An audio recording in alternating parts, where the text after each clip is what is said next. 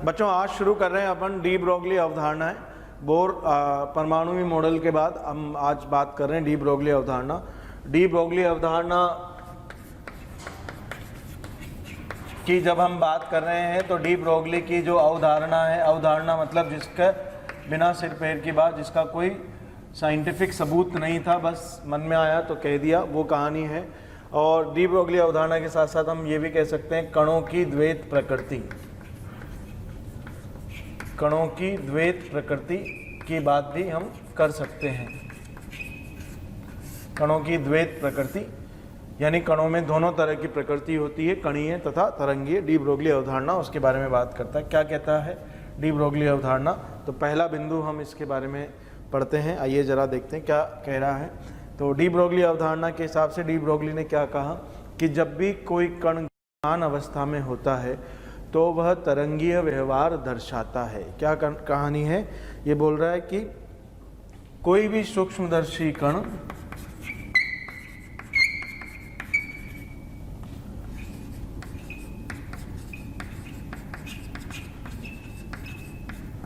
गतिमान अवस्था में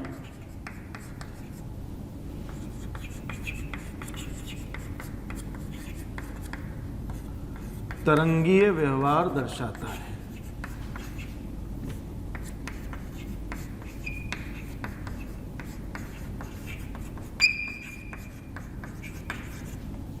सबसे पहली बात। दूसरी बात, अगर तरंगीय व्यवहार दर्शाता है तो उसकी तरंग दैर्ध्य क्या होगी, राइट? तो उसकी बात कर रहे हैं हम लोग। अब जरा मैंने बोला सूक्ष्मदर्शी कण, तो इन्होंने अपनी बात कही तो सभी कणों के लिए, लेकिन साबित केवल सूक्ष्मदर्शी कणों के लिए कर पाए, इसलिए हमने इनकी बात भी केवल किसके लिए कही है? सूक्ष्मदर्शी कणों के लिए। तो तरंगीय व्यवहार दर्शाता है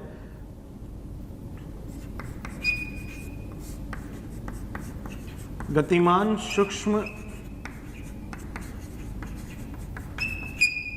दर्शी कण के द्वारा उत्सर्जित तरंग की तरंग दैर्ध्य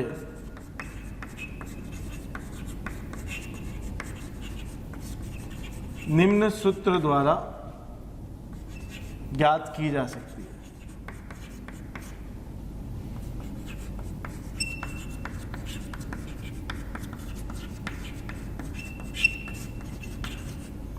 ठीक, क्या सूत्र है? तो बोल रहे हैं लैम्डा बराबर h बटा संवेग। अब अगर आपको याद है तो संवेग मैंने बोर मॉडल में कहा था, संवेग होता है द्रव्यमान गुणा गति, राइट? तो हमारे पास सूत्र है किसी भी सूक्ष्मदर्शी कण जो चल रहा है, द्रव्यमान उसका m है और गति उसकी v है, तो उसकी तरंग उत्सर्जित होगी, उसकी तरंग दैर्ध्य h प्लांक का नियतांक है बटा m इंटू वी, m द्रव्यमान इंटू v गति है। इस तरह से हम गणना कर सकते हैं। ठीक, ये तो हमारे पास सिंपल थ्योरी हो गई। इसके बाद इसने कहा कि आप जरूरी नहीं है यही फॉर्मूला लगाएं, आपको पता है गतिज ऊर्जा बराबर होता है हाफ m v स्क्वायर। इसका मतलब हम m इंटू वी बराबर लिख सकते हैं 2 इंटू एम इंटू गतिज ऊर्जा, और जब ये लिखेंगे तो इसका क्या कर दीजिए under root m into V मिल जाएगा। तो हमारे पास एक फॉर्मूला और आ जाएगा, लैम्डा बराबर h बटा अंडर रूट में 2 गुणा m गुणा काइनेटिक एनर्जी, गतिज ऊर्जा कण की, राइट? संवेग को हम कभी कभी p से दर्शाते हैं, राइट? तो ये यहाँ पर p की बात कर रहे होंगे, तो ये हमारे पास एक और फॉर्मूला हो गया जिसकी बात हम लोग कर रहे होंगे। गतिज ऊर्जा का संवेग में फॉर्मूला होता है p स्क्वायर बाई 2m। तो ये 2m इधर गया तो 2m के ही, p स्क्वायर बराबर 2m के ही, p बराबर अंडर रूट ऑफ 2m के ही। तो ये एक और फॉर्मूला हमारे पास हो गया। ठीक, यहाँ तक तो बात की कि हाँ भाई ऐसा होता है। लोगों ने कहा कि ठीक है भाई ऐसा होता है, राइट? तो आप ऐसा कैसे कह पा रहे हैं, राइट? तो उसने अपनी बात को सत्यापित करने के लिए 2 पुराने सिद्धांतों का काम में लिया, जिसमें एक तो आइंस्टीन के मास एनर्जी रिलेशनशिप की बात कर रहा है, राइट? थ्योरी ऑफ रिलेटिविटी में जो आप पढ़ते हैं। दूसरा वो बात कर रहा है किसकी? प्लांक्स क्वांटम थ्योरी के। तो वो ये कहता है कि प्लांक ने एक पैकेट की बात करी जो इसका मास 0 था, फोटोन, जिसका द्रव्यमान हम शून्य मानते, परंतु उसमें केवल ऊर्जा होती है, और प्लांक ने उस ऊर्जा को क्या बताया, hc/λ। तो प्लांक एक ऐसे कण की बात कर रहा है जिसमें कोई द्रव्यमान नहीं है, राइट, केवल और केवल क्या है, ऊर्जा है, और उसकी ऊर्जा किससे दी जाती है, hc/λ। तो ये तो किसका सिद्धांत हो गया, प्लांक का सिद्धांत। तो ये हो गया प्लांक्स थ्योरी से आया, ठीक। अब आइंस्टीन ने क्या कहा कि यदि मास m का द्रव्यमान पूरी तरह ऊर्जा में बदल जाएगा तो उसकी ऊर्जा होगी m × c²। ये किसकी कहानी होगी, आइंस्टाइन की कहानी हो गई, राइट। तो ये आइंस्टीन की कहानी है हमारे पास, E = mc²। तो आइंस्टीन कहता है कि यदि द्रव्यमान m का कण पूरी तरह ऊर्जा में बदलेगा तो कितनी ऊर्जा देगा, E = mc²। और प्लांक बोलता है कि एक कण जिसके पास द्रव्यमान नहीं है, केवल ऊर्जा, उसकी ऊर्जा कितनी होगी, hc/λ। तो उसने डी ब्रोगली ने मतलब क्या कहा कि भाई ये दोनों एक ही बात कर रहे हैं, मास m पूरी तरह ऊर्जा में बदलेगा तो ये ऊर्जा, और फोटोन एक ऐसा कण है जिसका द्रव्यमान 0, यानी फोटोन पहले कभी m मास का कण रहा होगा जो अब पूरी तरह किस में बदल चुका है, कण में बदल चुका है।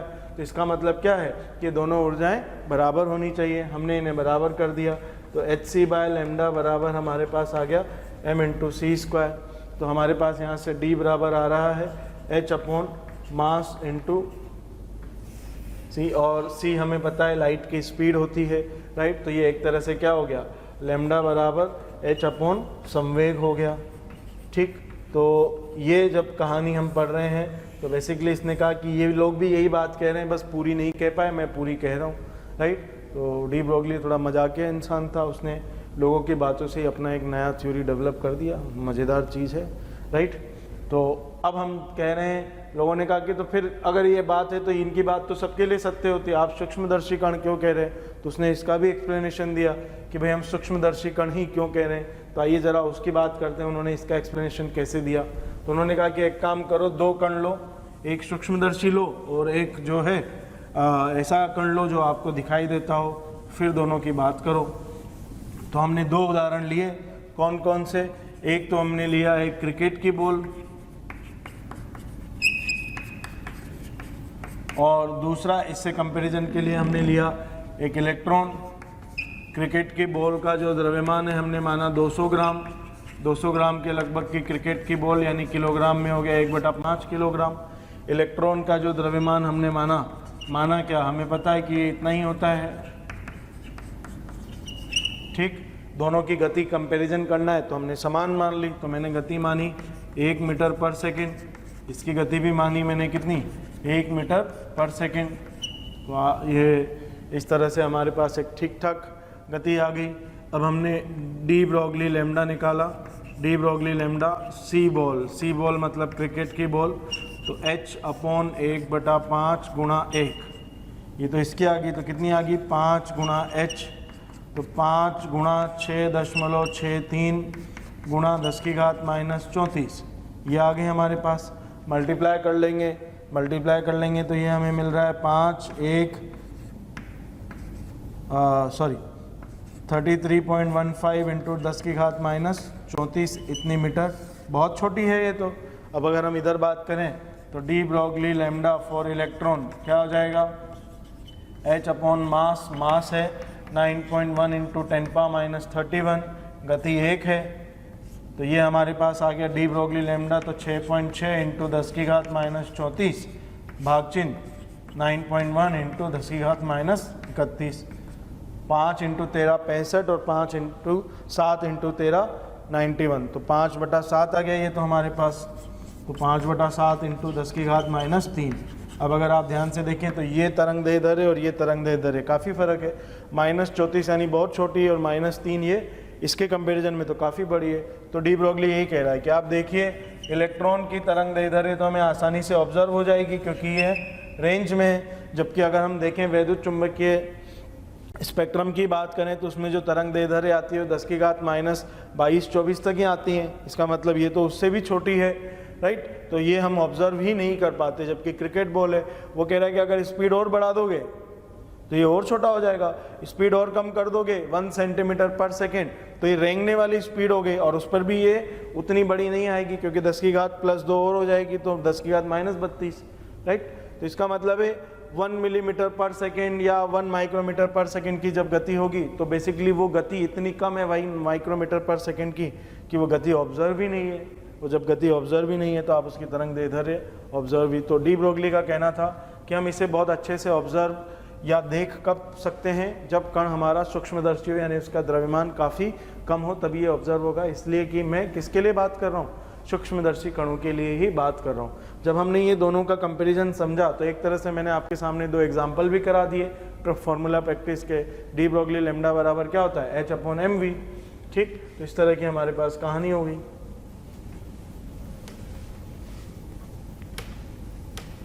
तो आइए अब कुछ और सवाल कर लेते हैं हम लोग इस पर। तो जब हम कुछ और सवाल करेंगे तो देखिए क्या है नेक्स्ट जो मैं सवाल आपके सामने लिख रहा हूँ, राइट। ठीक, तो नेक्स्ट जो क्वेश्चन हम लोग कर रहे हैं आपके सामने वो क्या होगा, तो नेक्स्ट क्वेश्चन विल बी कि मान लीजिए मैंने आपके सामने एक पार्टिकल दिया, तो एक प्रोटॉन की बात करते हैं। तो एक प्रोटॉन, ठीक, राइट। अब जब एक प्रोटॉन की बात कर रहे हैं तो अब प्रोटॉन का मास कितना हो गया, 1.67 इंटू 10⁻27 किलोग्राम, ये तो इसका मास हो गया। अब मैंने गति दे दी, मान लीजिए मैंने आपको गति दी वेलोसिटी बराबर 1 मीटर पर सेकेंड, ये मैंने आपको गति दी 1 मीटर पर सेकेंड। तो जब हमारे पास प्रोटॉन का मास है, उसकी गति है, तो हम इसकी डी ब्रोगली लैम्डा कैलकुलेट कर सकते हैं।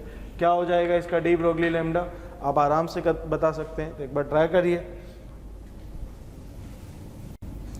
जब हमने बात की तो हमारे पास सिंपल फॉर्मूला क्या है, डी ब्रोगली लैम्डा बराबर H/m इंटू वी।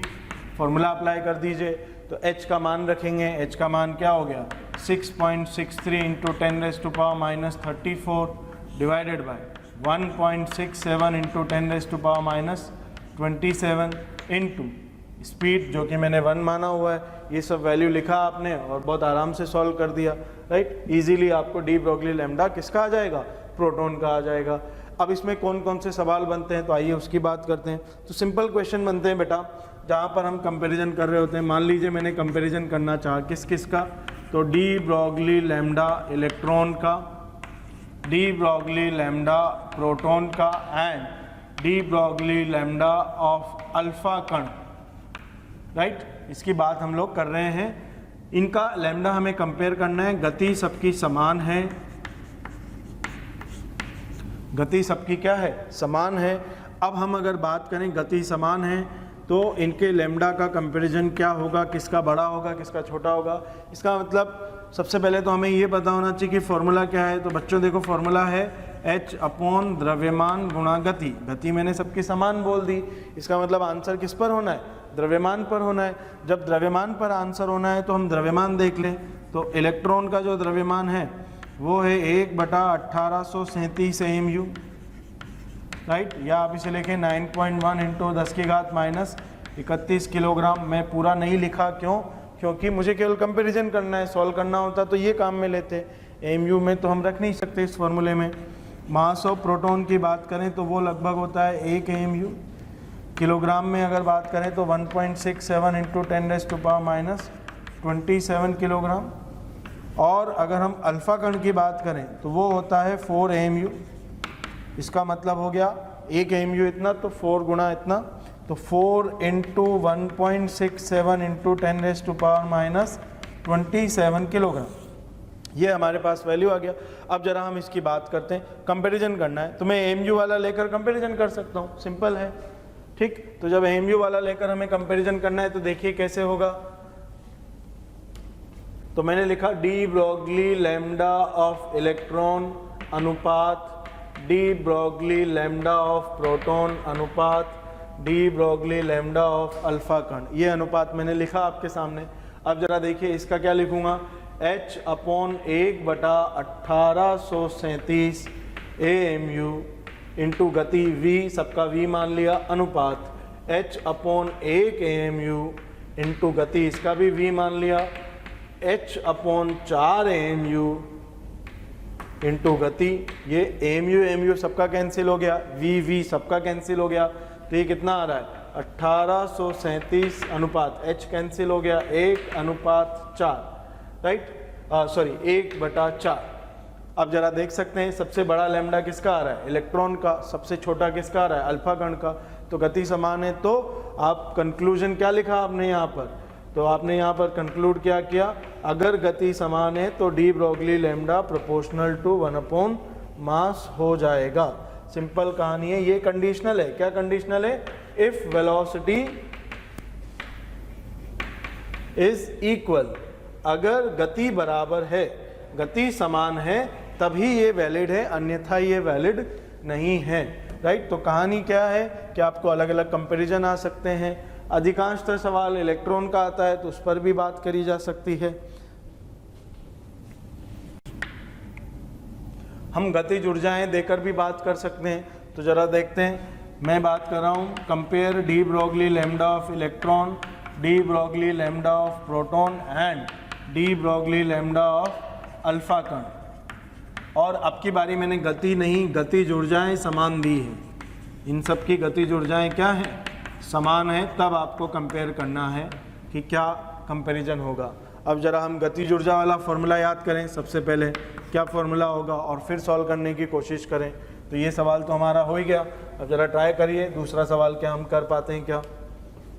ठीक, तो जरा देखिए, जब हम गतिज ऊर्जाएं समान बोल रहे हैं तो हमें फॉर्मूला गतिज ऊर्जा वाला लगाना पड़ेगा। गतिज ऊर्जा वाला फॉर्मूला क्या है, डी ब्रोगली लैम्डा बराबर h अपॉन अंडर रूट के अंदर 2 गुणा द्रव्यमान गुणा गतिज ऊर्जा। ये हमारे पास फॉर्मूला है।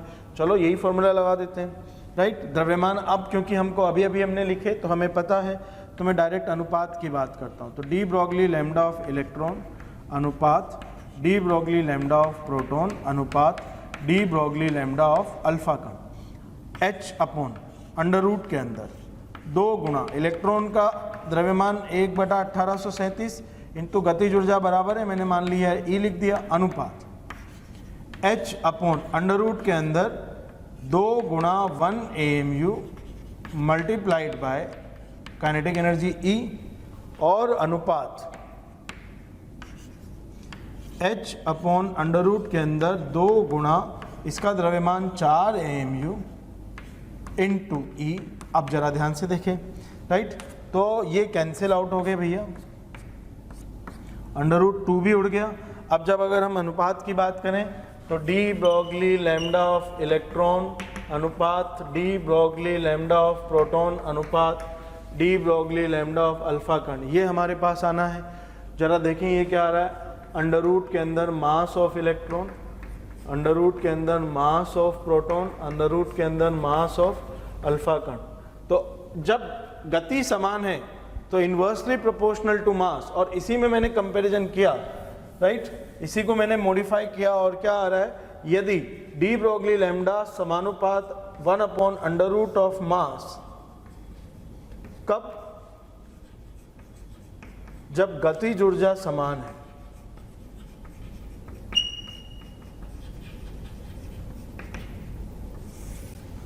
तो अगर केवल गति समान है तो 1 अपॉन मास के समानुपात होगा, और अगर गतिज ऊर्जा कांस्टेंट है, इक्वल है, तो किसके समानुपात होगा, 1 अपॉन अंडर रूट ऑफ द्रव्यमान के समानुपात होगा। बच्चे यहाँ कंफ्यूज हो जाते हैं, सवाल गलत कर देते हैं। ध्यान देने वाली बात है कि केवल गति बराबर है, गति नियत है तो द्रव्यमान के व्युत्क्रमानुपाती होगा, और अगर गतिज ऊर्जा नियत है तो द्रव्यमान के अंडर रूट स्क्वायर रूट वर्गमूल के व्युत्क्रमानुपाती होगा। ये याद रखना बहुत काम आता है, सवाल गलत हो जाते हैं, राइट, और आसान आसान सवाल इस पर बन सकते हैं। आइए तो मैं इन दोनों फॉर्मूले पर अब आपको प्रैक्टिस करवाता हूं।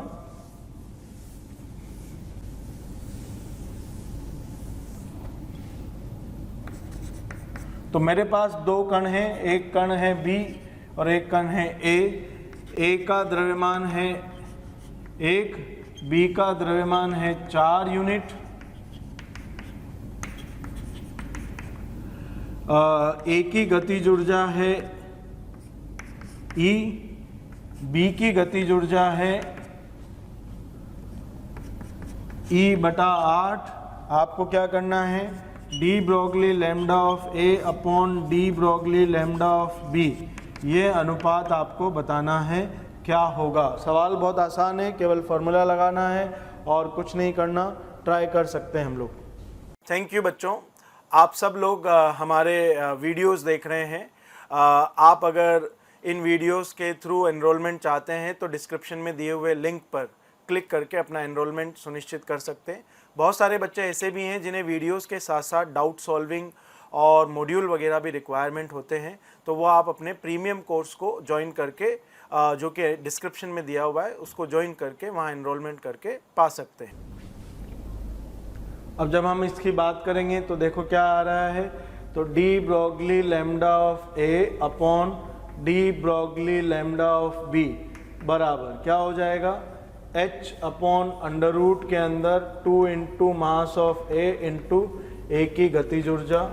फिर यहाँ पर जब बात कर रहे होंगे तो h अपॉन अंडर रूट का तो वो ऊपर चला गया, 2 into mass of b into B की गतिज ऊर्जा। तो अगर आप ध्यान से देखें तो ये क्या बच रहा है, अंडर रूट के अंदर b का मास गुणा b की गतिज ऊर्जा बटा a का द्रव्यमान गुणा a की गतिज ऊर्जा। अब जरा वैल्यू लिख देते हैं, राइट। तो जब हमने वैल्यूज रखी तो a का मास, सबसे पहले ऊपर b का मास लिखना है तो वो 4 यूनिट है, इनटू b की गतिज ऊर्जा वो E बटा 8 है, डिवाइडेड बाय a का द्रव्यमान वो 1 यूनिट के बराबर है, इनटू ए की गतिज ऊर्जा, तो ए की गतिज ऊर्जा कितनी है, ई के बराबर है, और ये सब किसके अंदर आना है, अंडर रूट के अंदर। तो ये क्या आ गया, 1/√2। ये आपके पास अनुपात का वैल्यू हो गया। सिंपल कहानी है, इस तरह से आप अनुपात सॉल्व कर सकते हैं। मैंने हाइपोथेटिकल कण दिए हैं ए और बी, मैं अल्फा कण, प्रोटॉन ये भी दे सकता हूँ। तो आइए देखें कैसा सवाल बनेगा। तो अगला सवाल है कि एक तो है अल्फा कण और एक है प्रोटॉन, इन दोनों की बात हमें करनी है, दोनों कण चल रहे हैं, राइट। इसकी गतिज ऊर्जा अल्फा कण की यदि ई हो और प्रोटॉन की गतिज ऊर्जा भी क्या हो, ई हो, ये पहला सवाल। तब आपको अनुपात ज्ञात करना है। यदि अल्फा कण की गतिज ऊर्जा ई हो और प्रोटॉन की गतिज ऊर्जा 4e हो, तब अनुपात क्या होगा,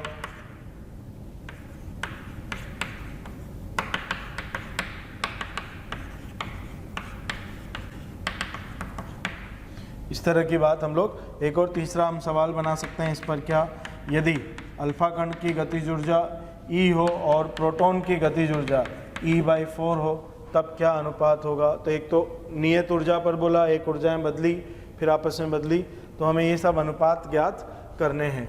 सिंपल सवाल है, आप आराम से इसकी प्रैक्टिस कर सकते हैं और ये सब सॉल्व भी किया जा सकता है आप सब लोगों के द्वारा, राइट।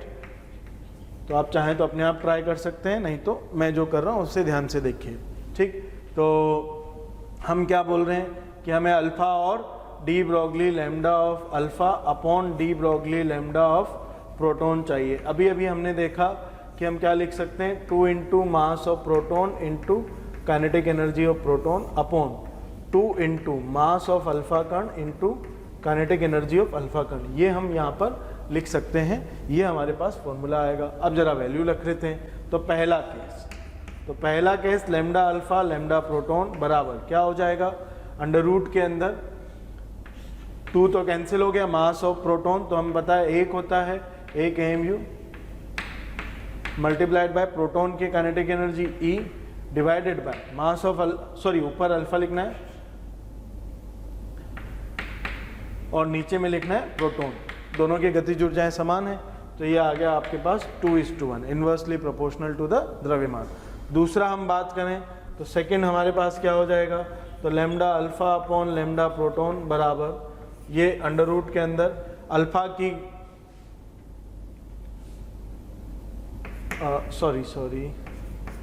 ये आंसर आ जाएगा 1/2। इस तरह से हमारे पास 1/2 आंसर आ गया। अब अगर हम यहाँ बात करें तो मास ऑफ प्रोटॉन, तो मास ऑफ प्रोटॉन 1 AMU इंटू गतिज ऊर्जा ऑफ प्रोटॉन, तो दूसरा पार्ट करें, प्रोटॉन की गतिज ऊर्जा 4 गुणा E बटा mass of alpha particle 4 AMU into alpha particle की गतिज ऊर्जा जो कि E है, तो ये E हो गया। सो ये आंसर आ गया हमारे पास 1:1। ये 4 कैंसिल हो गया, सब कैंसिल हो गया। सिमिलरली थर्ड पार्ट भी आप कर सकते हैं, यहाँ पर ऊर्जाएं उल्टी हो गई तो रेशियोज हमारे फिर से बदल जाएंगे, आप आराम से सॉल्व कर सकते हैं। तो ये तो मैंने रेशियोज के सवाल कराए। रेशियोज के सवाल के साथ साथ हमें कुछ और सवाल भी मिलते हैं, राइट, जहाँ पर हम बात कर लेते हैं। और इन सवालों के लिए अधिकांशतः हमें इलेक्ट्रॉन के लिए गणना करनी रहती है। इलेक्ट्रॉन के लिए जब गणना करनी रहती है तो हम इलेक्ट्रॉन के लिए एक अलग से फॉर्मूला हमने डिज़ाइन कर लिया है। वो फॉर्मूला है, एक सिंप्लीफाइड फॉर्मूला हमने डिज़ाइन कर लिया है, de Broglie lambda of electron under root के अंदर 150 अपॉन गतिज ऊर्जा। मास वास हमने रख दिया है क्योंकि ये फिक्स्ड होते हैं। और ये जो लैम्डा आएगा ये किस में आएगा, एंगस्ट्रॉम में आएगा। तो ये फॉर्मूला आपको याद रखना है। ये मैंने कांस्टेंट रखकर आपके लिए ready to use formula numerical के लिए बना दिया है। आप इसे आराम से याद कर सकते हैं और इजीली सॉल्व भी कर सकते हैं। जैसे इसकी प्रैक्टिस मैं करूं तो एक इलेक्ट्रॉन जिसकी गतिज ऊर्जा बराबर 6 इलेक्ट्रॉन वोल्ट हो के लिए डी ब्रोगली लैम्डा का मान ज्ञात कीजिए।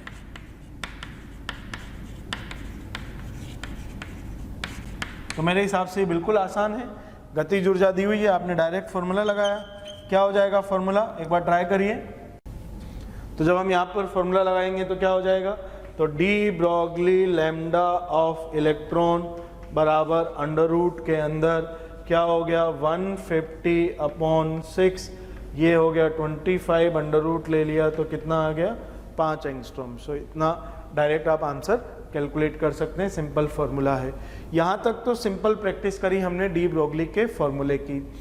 अब डी ब्रोगली की अवधारणा बेसिकली थी तो अवधारणा ही, तो कहीं ना कहीं कोई ना कोई लॉजिक सामने होना चाहिए था जिसको मानकर हम मान लें कि परमाणु के लिए डी ब्रोगली की अवधारणा सत्यापित है और हम इसे अप्लाई कर सकते हैं। तो सत्यापित करने के लिए डी ब्रोगली अवधारणा में डी ब्रोगली ने काम में लिया बोर मॉडल में जो हमने पढ़ा था कोणीय संवेग का क्वांटाइजेशन का प्रिंसिपल। कोणीय संवेग पूर्ण गुणज होता है, तो हमने बोर मॉडल में पढ़ा था mvr बराबर nh अपॉन 2 पाई, ये हमने पढ़ा था। आप चाहे तो यहाँ हेडिंग डाल सकते हैं, डी ब्रोगली अवधारणा का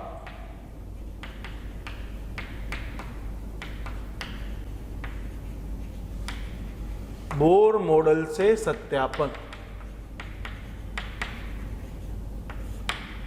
ये यहां पर हेडिंग डाल सकते हैं। तो ये था हमारे पास। डी ब्रोगली ने क्या किया कि एक काम करो, आप इस 2 पाई को तो इधर ले आओ, तो ये हो गया 2 पाई आर, एन को ऐसे ही रहने दो, h upon m into v, कि ये देखो मेरे वाला फॉर्मूला बन गया।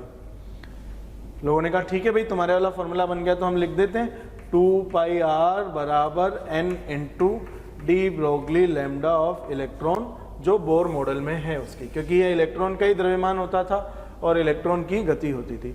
लोगों ने कहा पर समझाओ तो सही इसका क्या मतलब है और ये क्यों लिखना चाह रहे हो। तो उसने कहा कि ये 2 पाई आर क्या होता है। तो भाई हमने कहा कि एक सर्कुलर ऑर्बिट का सरकमफेरेंस हो गया, क्योंकि आर रेडियस था उसका, राइट।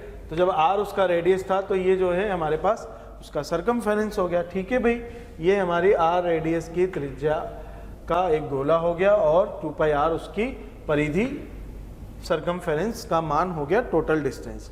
फिर बोला कि ये डी ब्रोगली लैम्डा क्या है, तो डी ब्रोगली लैम्डा हमने कहा कि जो भी तरंग उत्सर्जित हो रही होगी उसकी एक दोलन की लंबाई है। कि n का मान क्या है, हमने कहा n कक्षा क्रमांक को बताता है, पहली यानी n1, दूसरी यानी n2, n बराबर 3 यानी तीसरी कक्षा। तो कि ये 3 लैम्डा का मान कितना हो जाएगा अगर तीसरी कक्षा होगी, तो मैंने कहा 3 लैम्डा, ऐसे 3 बार आ जाएंगे, राइट। तो उसने कहा कि ऐसे 3 बार यहाँ बना दो। तो हमने जब यहाँ 3 बार बनाए तो जरा देखिए क्या बना।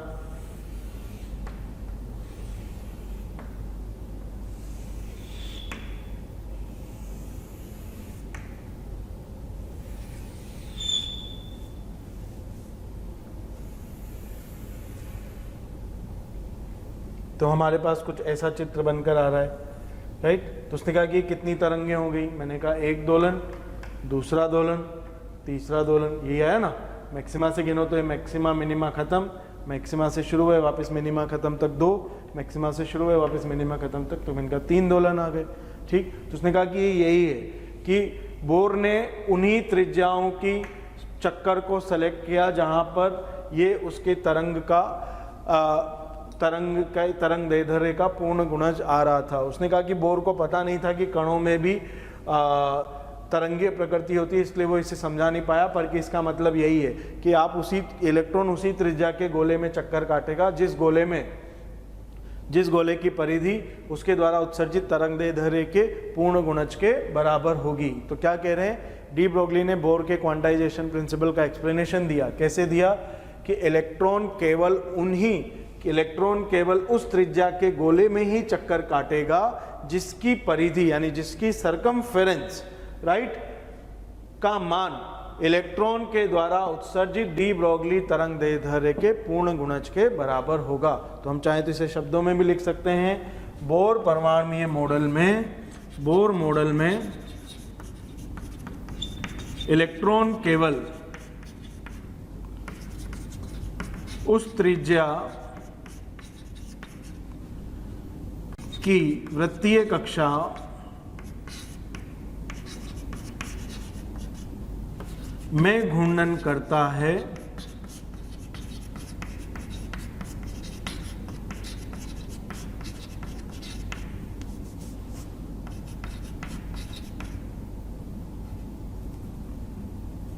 जिस वृत्त के 2πr अर्थात परिधि का मान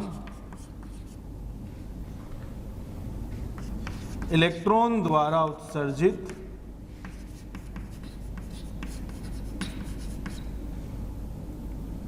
डी ब्रोगली तरंगदैर्ध्य के पूर्ण गुणज के बराबर हो।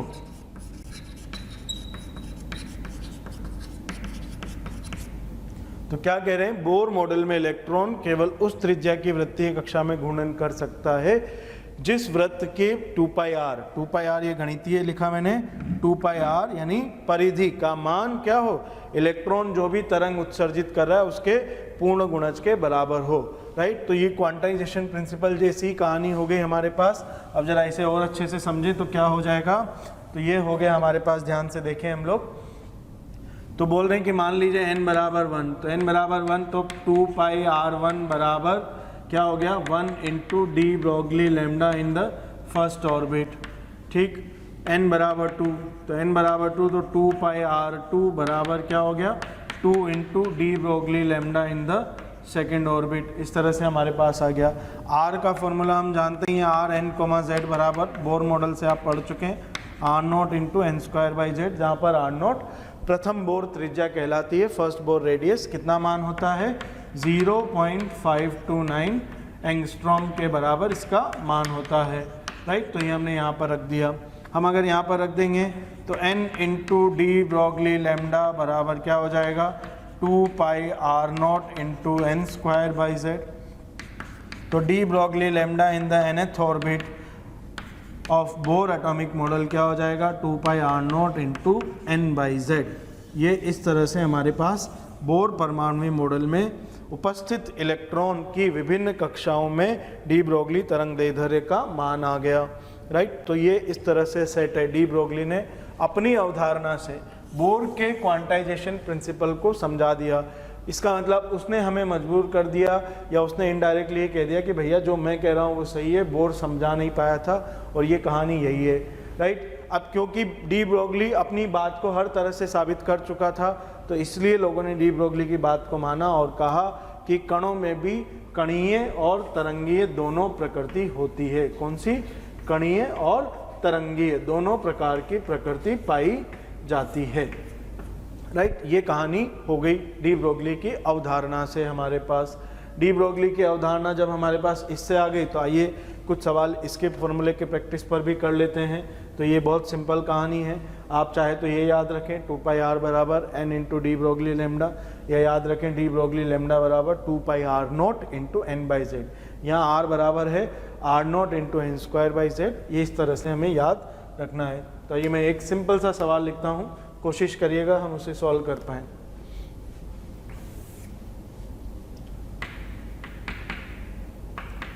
हाइड्रोजन परमाणु की पहली, दूसरी एवं तीसरी कक्षाओं में उपस्थित इलेक्ट्रॉन की डी ब्रोगली तरंग दैर्ध्य ज्ञात कीजिए। डी ब्रोगली लैम्डा का मतलब डी ब्रोगली तरंग दैर्ध्य ज्ञात कीजिए। सिंपल सवाल है, ठीक। तो पहली, दूसरी और तीसरी किसकी? हाइड्रोजन परमाणु में। सवाल बहुत आसान है, फॉर्मूला लगाना है आपको, राइट। तो हमारे पास फॉर्मूला क्या है? डी ब्रोगली तरंग दैर्ध्य n, z बराबर है 2 pi r not into n square by z। ये हमारे पास सिंपल फॉर्मूला है, ठीक। अब जरा हम इसकी बात करें तो डी ब्रोगली लैम्डा, तो n बराबर 1, फर्स्ट की अगर हम बात करें तो de Broglie lambda in the first orbit will be 2 pi, मैं r नॉट की टर्म्स में आंसर लिख रहा हूँ, राइट। सॉरी, ये n बाई z आएगा, n r नॉट लिखा है तो 1 by 1, so this is 2 pi r not answer. n बराबर 2 की अगर हम लोग बात करें तो क्या हो जाएगा?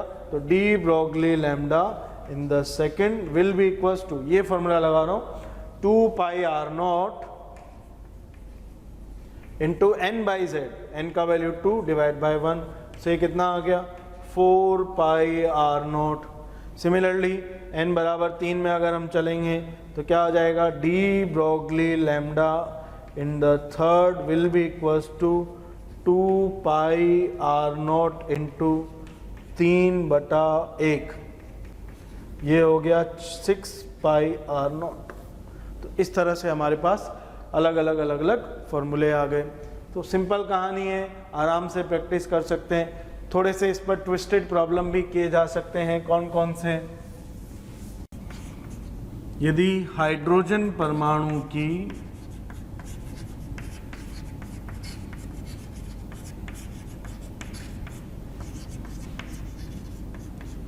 किसी कक्षा में इलेक्ट्रॉन के लिए डी ब्रोगली तरंग दैर्ध्य का मान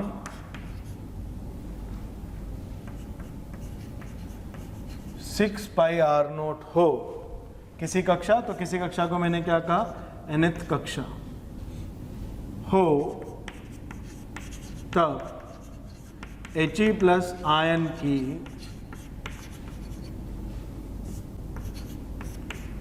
टू nth कक्षा में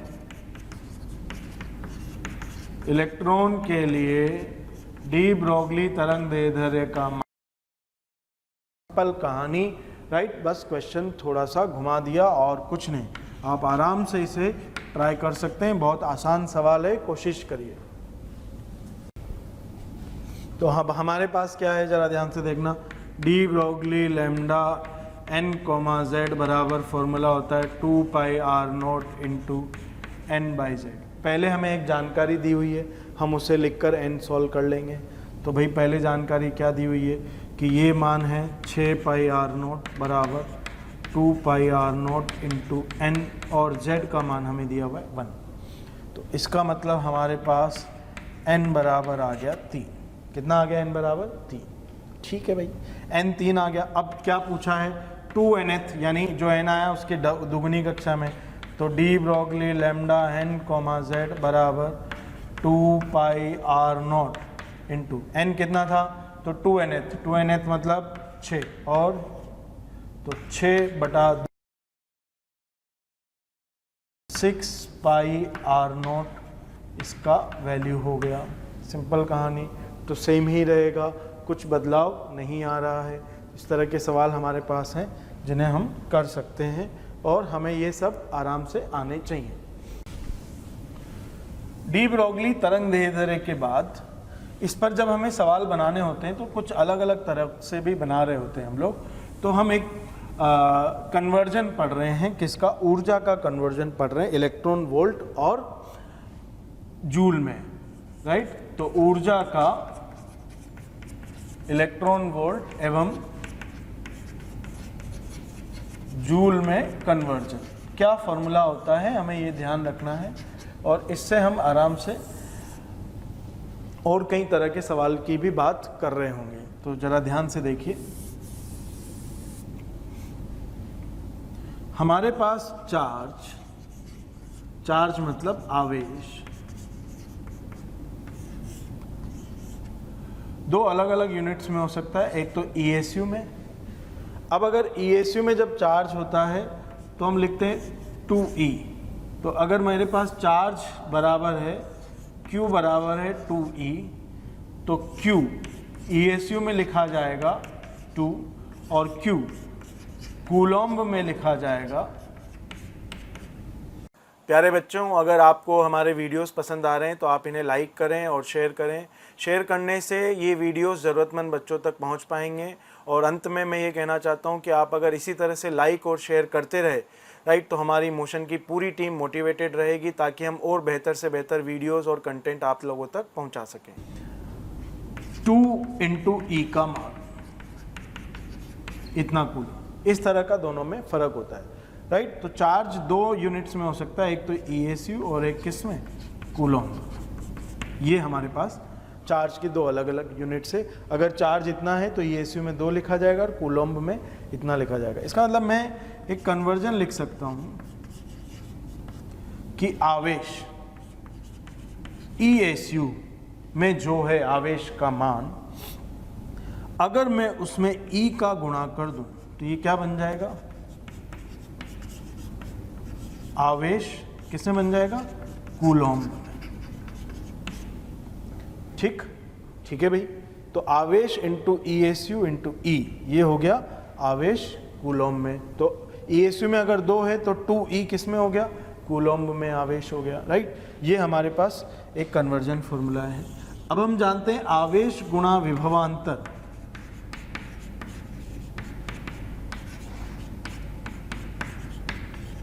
आवेश गुणा विभव होता है ऊर्जा।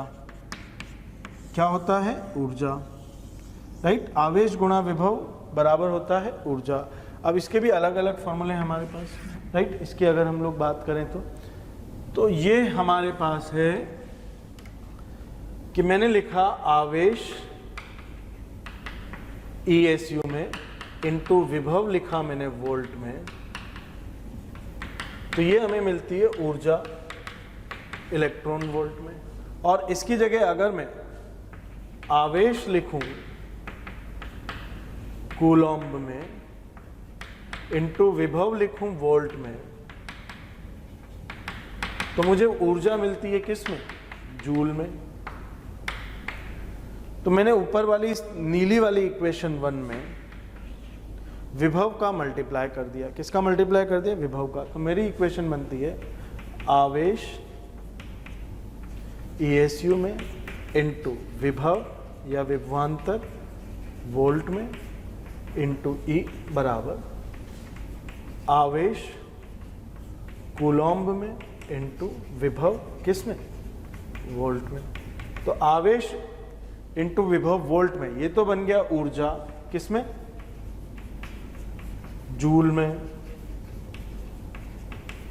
और ये क्या बन गया, ऊर्जा किस में, इलेक्ट्रॉन वोल्ट में। और एक E बचा हुआ है, तो हमारे पास ये कन्वर्जन आ गया किसका, ऊर्जा का। तो 10 इलेक्ट्रॉन वोल्ट किसके बराबर होगी, 10 इलेक्ट्रॉन वोल्ट का मतलब है 10 इंटू E जूल। तो इलेक्ट्रॉन वोल्ट की ऊर्जा में जब भी E का गुणा कर देंगे, E मतलब 1.6 गुणा 10 की घात -19, तो क्या बन जाएगी, वो जूल में ऊर्जा बन जाएगी। तो एक तो ये याद रखना है आपको, बहुत आसान, कि जब भी इलेक्ट्रॉन वोल्ट की ऊर्जा होगी उसमें अगर E का मल्टीप्लाई कर देंगे तो किसमें बन जाएगी, जूल में। या हम क्या करेंगे, ठीक, तो हम करेंगे जूल की ऊर्जा में E का भाग दे दो, किसमें बन जाएगी, इलेक्ट्रॉन वोल्ट में बन जाएगी। तो इस तरह से हमारे पास आपस में कन्वर्जन है। ये मैंने एक एग्जांपल बताया आपको। तो 10 इलेक्ट्रॉन वोल्ट का मतलब क्या हो गया, 10 इंटू E जूल।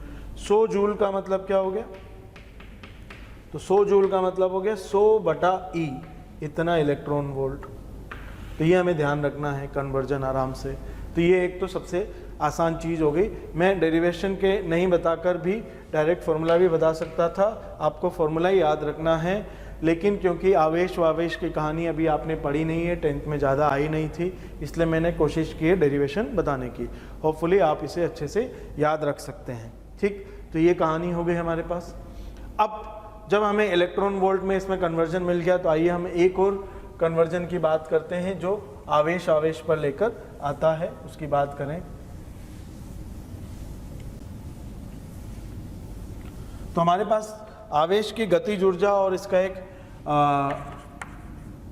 आदान प्रदान का एक फॉर्मूला हमें डेवलप करना है। मान लीजिए ये पॉइंट ए है और ये पॉइंट बी है। पॉइंट ए पर गतिज ऊर्जा जो है वो प्रारंभिक गतिज ऊर्जा है, पॉइंट बी पर जो गतिज ऊर्जा है वो है अंतिम गतिज ऊर्जा। यहाँ पर जो विभव है उसे हमने VA या V इनिशियल कह दिया। विभव जो पॉइंट बी पर है वो हमने V फाइनल बोल दिया। आवेश जो है वो Q है, ये Q दोनों हो सकता है, धनात्मक आवेश भी हो सकता है और ऋणात्मक आवेश भी। उसी तरह यहाँ पर भी आवेश जो है वो क्या है, Q ही रहेगा भाई, Q आवेश है जो चलता हुआ आ रहा है। ऊर्जा संरक्षण हमने लगा दिया।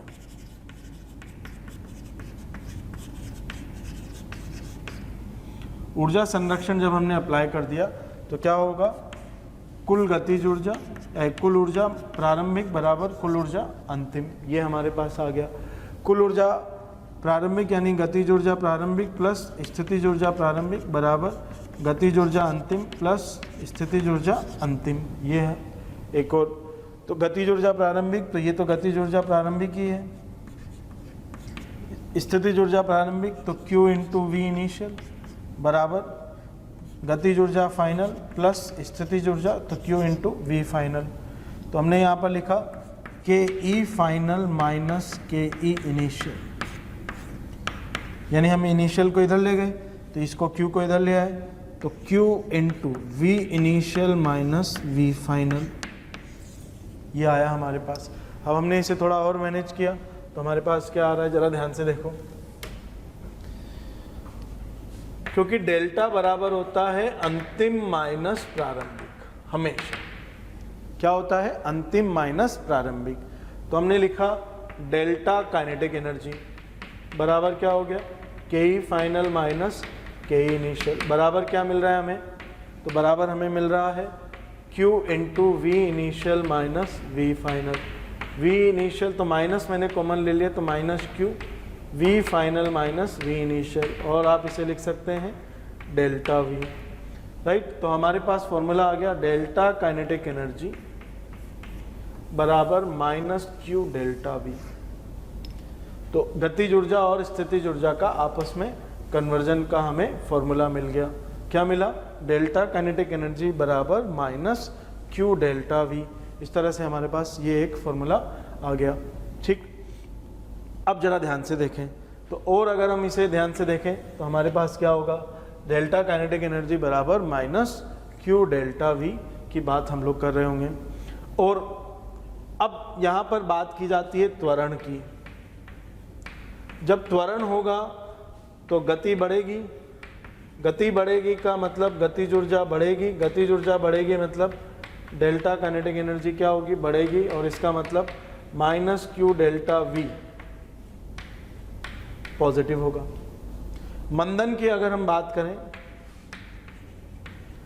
तो मंदन में गति घटती है, गति मंदन का मतलब गति घटेगी, काइनेटिक एनर्जी घटेगी, काइनेटिक एनर्जी घटेगी तो डेल्टा काइनेटिक एनर्जी नेगेटिव होगा, डेल्टा काइनेटिक एनर्जी नेगेटिव होगा, इसका मतलब minus Q delta V negative होगा। आपको ये दो चीज़ें याद रखनी है कि जब भी त्वरण की बात आएगी तो डेल्टा काइनेटिक एनर्जी पॉजिटिव होगा, डेल्टा काइनेटिक एनर्जी पॉजिटिव होगा, और मंदन जब होगा तो डेल्टा काइनेटिक एनर्जी नेगेटिव होगा। इसका मतलब माइनस Q डेल्टा V या तो पॉजिटिव आएगा या नेगेटिव आएगा, वो हमें किससे पता लगेगा, त्वरण से या मंदन से। Q हमेशा चिन्ह के साथ है, इस फॉर्मूले में Q हमेशा किसके साथ है, चिन्ह के साथ रखना है, ठीक। तो अब हम जरा बात करें कि अगर एक इलेक्ट्रॉन के लिए बात करनी होगी तो किस तरह से हम लोग सॉल्व करेंगे। एक इलेक्ट्रॉन 10 वोल्ट के विभवांतर से त्वरित किए जाने पर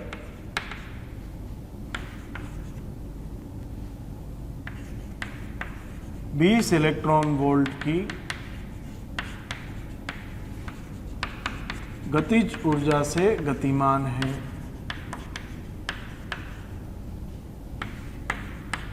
तब उसकी प्रारंभिक गतिज ऊर्जा क्या हो रही होगी? सिंपल सवाल है। अब सवाल तो दिख गया, सवाल का फॉर्मूला भी दिख गया कि डेल्टा काइनेटिक एनर्जी बराबर क्या होगा, माइनस क्यू डेल्टा वी होगा। पर हमें नहीं पता कि ये डेल्टा वी का मान, ये पता है कि 10 है, पर प्लस 10 है कि माइनस 10 है ये नहीं पता। प्लस 10 है या माइनस 10 है हमें ये नहीं पता। जरा ध्यान से देखते हैं। मैंने क्या कहा, त्वरण। त्वरण कहा तो डेल्टा काइनेटिक एनर्जी क्या होगा, positive. Delta kinetic energy positive होगा, इसका मतलब माइनस क्यू डेल्टा वी क्या होगा, ये भी पॉजिटिव होगा। अच्छा, क्यू का मान क्या है, तो इलेक्ट्रॉन है तो क्यू नेगेटिव है, ये नेगेटिव, इसका मतलब क्या होगा, डेल्टा वी क्या हो जाएगा, पॉजिटिव। तो डेल्टा वी का मान कितना हो गया, प्लस 10। जैसे ही हमें डेल्टा वी का मान प्लस 10 मिला, हमने फॉर्मूला लगा दिया कि डेल्टा काइनेटिक एनर्जी बराबर माइनस ई इंटू प्लस 10, ये हो गया। ये कितना आ गया, 10 ई इतना जूल, और हम लिख सकते हैं 10 electron volt delta kinetic energy, ये आ गया हमारे पास। ठीक, अब जरा बात करें तो kinetic energy final minus kinetic energy initial बराबर 10 इलेक्ट्रॉन वोल्ट। तो काइनेटिक एनर्जी इनिशियल बराबर फाइनल माइनस 10, कितना आ गया, 10 इलेक्ट्रॉन वोल्ट आ गया, इनिशियल भी। तो अब इसका मतलब मैं आपको यहाँ दो चीज़ें समझाना चाह रहा था जो मैंने सवाल के माध्यम से आपको समझाई, कि अगर मैं पहले मंदन की बात करता हूँ, इसमें दो केस हो सकते हैं। कौन कौन से? Q जब पॉजिटिव होगा, Q अगर पॉजिटिव है तो इसे नेगेटिव होना है, तो इसका मतलब डेल्टा V क्या होगा, पॉजिटिव होगा, क्योंकि माइनस ऑलरेडी है। यदि Q नेगेटिव है तो डेल्टा V को क्या होना पड़ेगा, नेगेटिव। डेल्टा V पॉजिटिव का मतलब क्या है, अंत वाला विभव ज़्यादा है और प्रारंभिक वाला विभव कम है। तो हम कहाँ से कहाँ गए, निम्न विभव से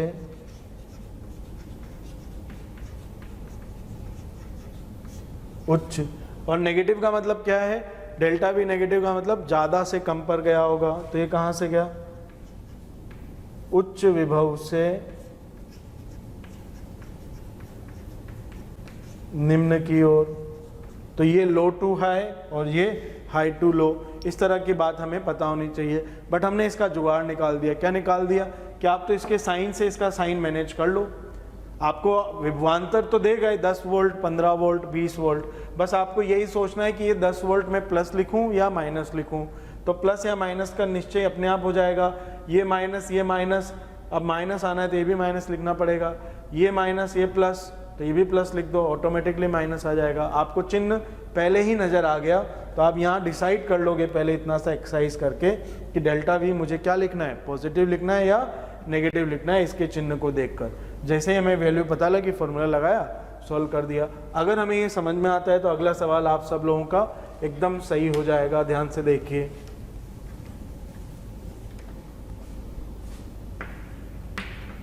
एक प्रोटॉन को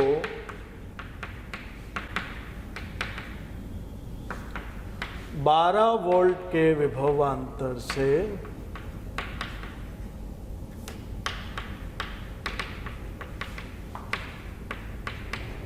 मंदन किए जाने पर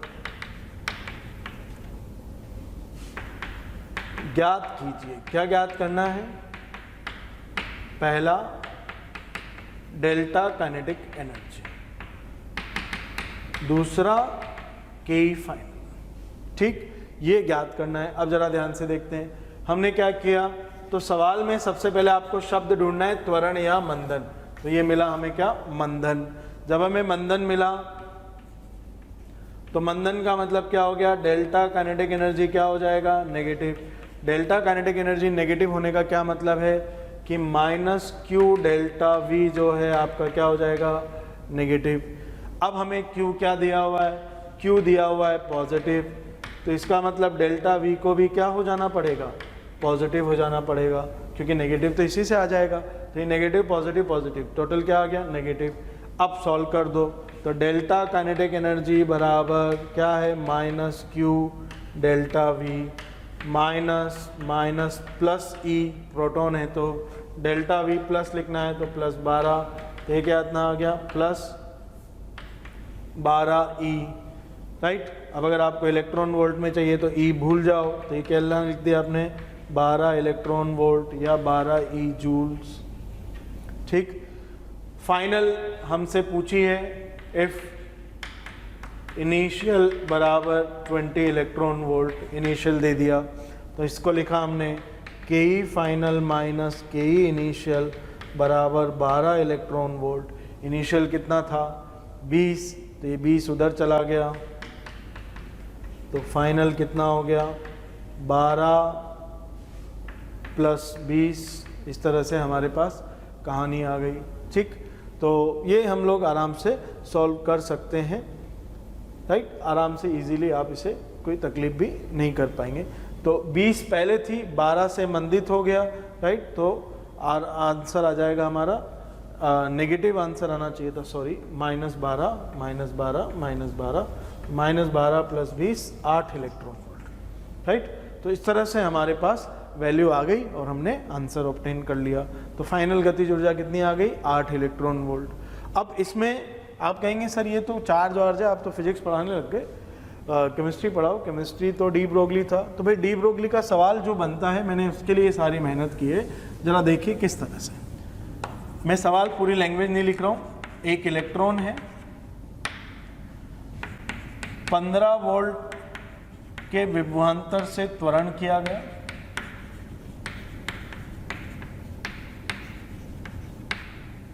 ठीक। क्या ज्ञात करना है, पहला सवाल डेल्टा काइनेटिक एनर्जी, दूसरा सवाल के ई फाइनल यदि के ई इनिशियल बराबर 10 इलेक्ट्रॉन वोल्ट है तो, तीसरा D Broglie lambda initial and D Broglie lambda final, right. तो अब किस तरह से सवाल है, तो केवल हमें गतिज ऊर्जा से मतलब है और किसी से कोई मतलब नहीं, ठीक। तो सबसे पहले तो delta kinetic energy, delta kinetic energy चिन्ह की बात करनी है तो सबसे पहले त्वरण है तो पॉजिटिव, त्वरित पॉजिटिव, इसका मतलब माइनस क्यू डेल्टा वी क्या आ जाएगा पॉजिटिव। इलेक्ट्रॉन है तो क्यू नेगेटिव है, क्यू नेगेटिव है तो इसे क्या हो जाना पड़ेगा पॉजिटिव। अब जब इसे पॉजिटिव हो जाना पड़ेगा तो ज़रा देखें कि ये डेल्टा वी पॉजिटिव है, तो अब हम पूरा सॉल्व कर लेते हैं। डेल्टा काइनेटिक एनर्जी बराबर माइनस ई इंटू प्लस 15। ये चिन्ह के बाद डिसाइड होगा कि डेल्टा वी प्लस लिखना है कि माइनस लिखना है। तो ये कितना आ गया delta kinetic energy plus 15 electron volt. अब की बार मैंने डायरेक्ट लिख दिया, तो के ई फाइनल माइनस के ई इनिशियल बराबर 15 इलेक्ट्रॉन वोल्ट। तो के ई फाइनल कितना आ गया हमारे पास, के ई फाइनल आ गया, ये इनिशियल उधर जाकर जुड़ जाएगा, तो कितना आ गया ये 25 इलेक्ट्रॉन वोल्ट। तो ये पहला पार्ट, ये दूसरा part.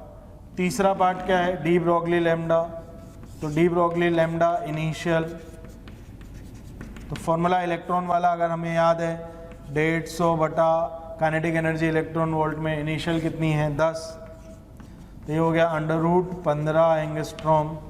D Broglie lambda final, तो फिर से 150 बटा फाइनल काइनेटिक एनर्जी कितनी आई 25, तो कितना हो गया ये √6 एंगस्ट्रॉम।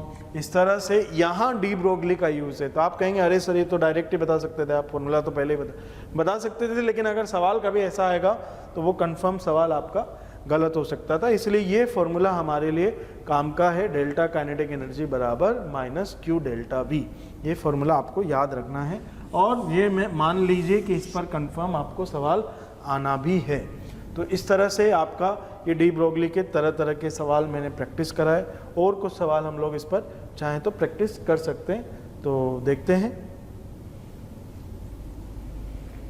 बच्चों, अगर आपको मेरा ये वीडियो पसंद आ रहा है और आप मेरे और कोई वीडियो देखना चाहते हैं या मोशन के किसी और एक्सपर्ट फैकल्टी टीम के वीडियोस आप देखना चाहते हैं तो आज ही कॉल करें 1800 2121 799।